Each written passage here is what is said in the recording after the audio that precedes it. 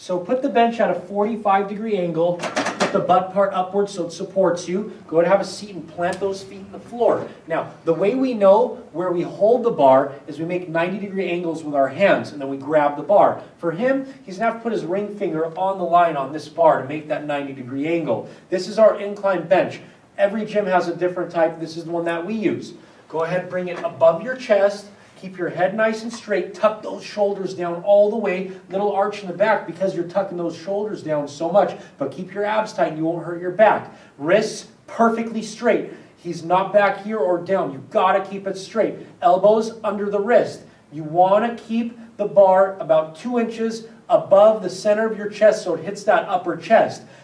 Go down till about 1 inch off of your chest. Breathe in.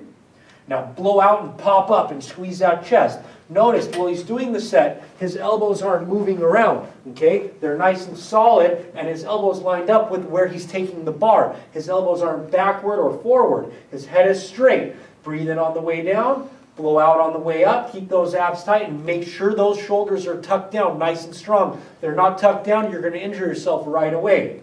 When you're done with the exercise, all you do is you put your arms up and push the weight back all the way, and then it comes down and you can take a nice rest.